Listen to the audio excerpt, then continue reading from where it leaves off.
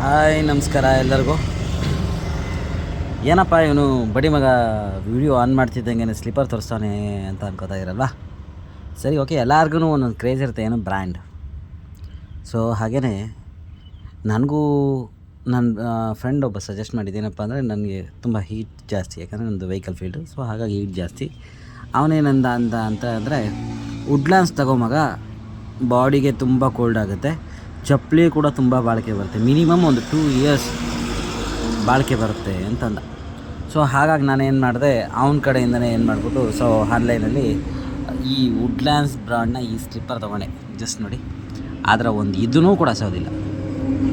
ಹೇಗಿದೆ ನೋಡಿ,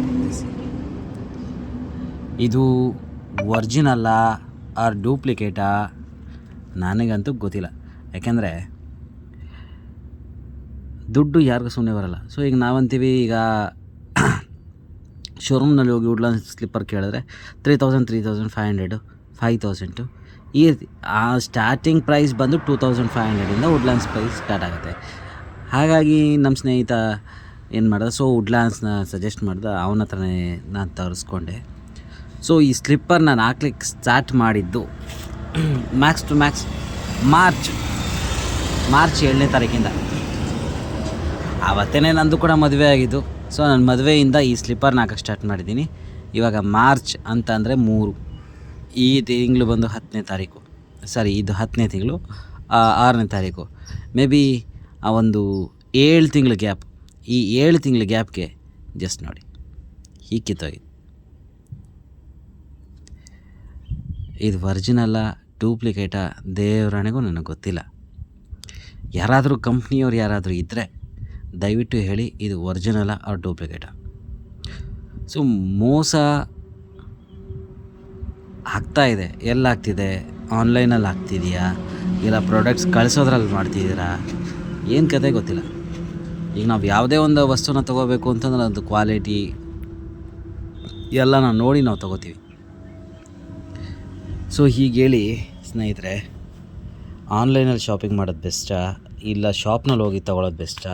ಶಾಪ್ನಲ್ಲಿ ತೊಗೊಂಡ ಸ್ಲಿಪ್ಪರ್ ಕೂಡ ಇದೇ ರೀತಿ ಆಗುತ್ತಾ? ದೇವರಾಣೆಗೂ ನನಗಂತೂ ಗೊತ್ತಿಲ್ಲ. ಈಗ ನಾನು ಯಾರನ್ನು ಕೇಳಬೇಕು? ಏನಪ್ಪ ಇವನು ಬಡಿ ಮಗ ಬರೀ 1,500 2,000 3,000 3,500ಕ್ಕೆ ನಾನು ಯಾರನ್ನು ಕೇಳಬೇಕು ಅಂತವನೇ. ದೇಶದಲ್ಲಿ ತುಂಬ ಸಮಸ್ಯೆ ಇದೆ ಅಂತ ಯೋಚನೆ ಮಾಡ್ತಾ ಇರ್ತಾರೆ ಕೆಲವರು. ದೇಶದಲ್ಲಿ ತುಂಬ ಸಮಸ್ಯೆ ಇದೆ ಸ್ವಾಮಿ, ನಾನು ಇಲ್ಲ ಅಂತನಲ್ಲ. ನೋಡಿ, ನಮ್ಮ ಜೀವನ ರೋಡ್ ಮೇಲೆ ಇರ್ತಕ್ಕಂಥ ಜೀವನ. ಈಗ ನಾನು ಮಲಗಿರ್ತಕ್ಕಂಥದ್ದು ಗಾಡಿಯ ಕೆಳಗೆ, ಗಾಡಿ ಕೆಳಗೆ. 1 ರೂಪಾಯಿನೂ ನಾವು ದುಡಿಬೇಕು ಅಂತಂದರೆ ಕಣ್ಣಿಗೆ ಎಣ್ಣೆ ಬಿಟ್ಕೊಂಡು ಗಾಡಿ ಓಡಿಸ್ಬೇಕಾಗ್ತದೆ.